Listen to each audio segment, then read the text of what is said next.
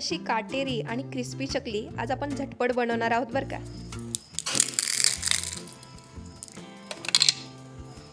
चला तर मग करूया व्हिडिओला सुरुवात। चकली बनवण्यासाठी इथे मी 1 वाटी पोहे घेतले आहेत। घरी जे कांदे पोहे वापरतात तेच पोहे आहेत हे। ह्याला आता आपण मिक्सरमध्ये बारीक करून घेऊया। आता हे बारीक केलेली पिठी आपण एका बाउलमध्ये काढून घेऊया। ह्याला चाळून घेण्याची काहीच गरज नाही। आता त्याच मिक्सरच्या भांड्यात मी अर्धी वाटी डाळ घेतलेलं आहे, ते सुद्धा बारीक करून घ्यायचं आणि त्याला सुद्धा आपण पोहे बारीक केले आहेत त्यातच मिक्स करून घेऊया। आता यामध्ये मी 1.25 वाटी एवढं तांदळाचं पीठ घेतलं आहे। हे पीठ सुद्धा मी मिक्सरच्या भांड्यावरच बारीक केलेले आहे बरं का। आता यानंतर यामध्ये आपल्याला घालायचं आहे ते तेलाचं मोहन।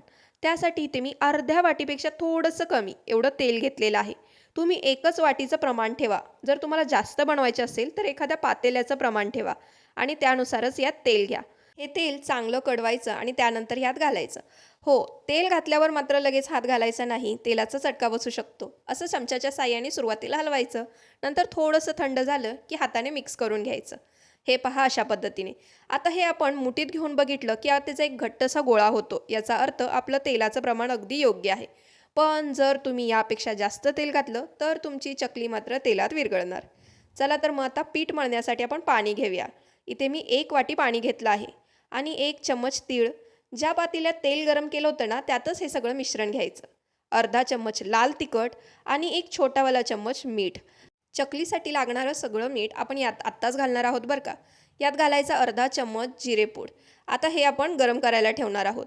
आपल्याला हे पूर्ण उकळवायचं नाही आहे, पण जरा गरम झालं की हे पाणी आपण पीठ मळण्यासाठी घेणार आहोत।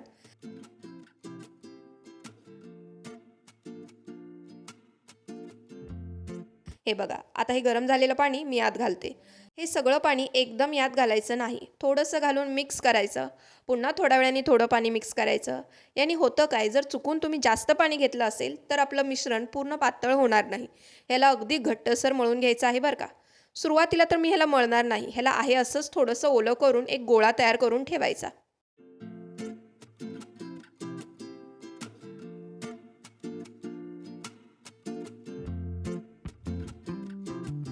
चमच्याच्या साहाय्याने हे अशा पद्धतीने हलवून घ्यायचं। आता हे थोडंसं थंड झालं आहे, आपण हे हातानेच मळणार आहोत। ह्याला थोडासा एक घट्टसर गोळा तयार करून ठेवायचा। आता हा गोळा 5 ते 10 मिनिटासाठी असाच झाकून ठेवायचा आणि 5-10 मिनिटानंतर आपण ह्याला किंचितसं मळून घेणार आहोत। हे बघा, आता हा गोळा मी झाकून ठेवणार आहे।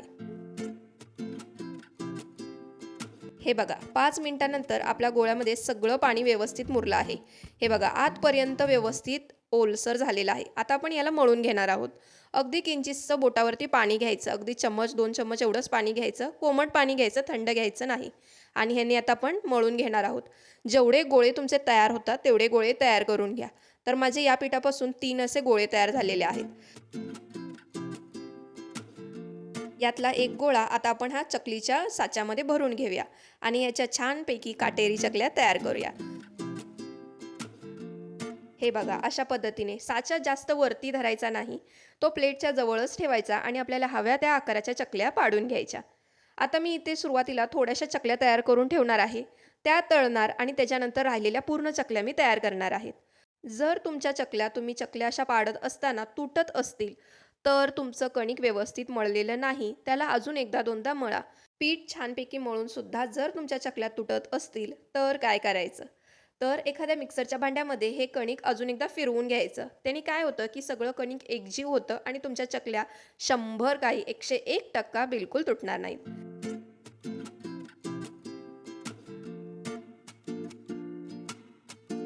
हे बघा, आपल्या थोड्या चकल्या तयार आहेत। आता आपण या तळून घेऊया। तेल चांगलं गरम झाले की नाही हे बघण्यासाठी थोडासा चकलीचा एखादा तुकडा तेलात टाकून बघायचा। असे बुडबुडे आले की समजा तुमचं तेल खूप छान गरम झालेलं आहे। आता यात आपण सगळ्या चकल्या सोडणार आहोत। पण हो, तेलात चकली सोडताना थोडी सावकाश सोडायची, नाहीतर तेल अंगावर उडू शकतं। हे बघा, असं एखाद्या चमच्याने उलटण्याने तुम्ही तेलात चकल्या सोडू शकता। चकल्या तळताना गॅसची फ्लेम हाय हवी, तरच चकल्या एकदम खुसखुशीत होतात।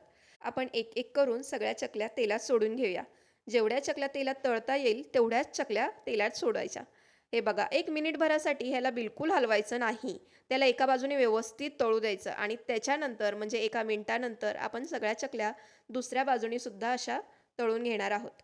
हे बघा, याने काय होतं की चकल्या तुटत नाहीत तेलात. तुम्ही तेलात सोडल्या सोडल्या लगेच हलवायला लागला की चकली तुटू शकते.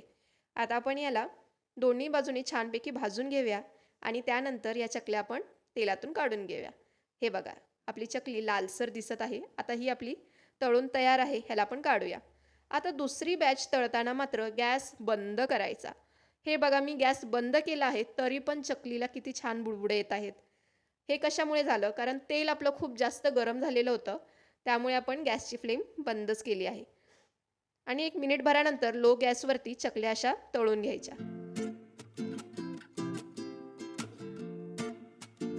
अशा पद्धतीची चकल्या तुम्ही नक्की ट्राय करा.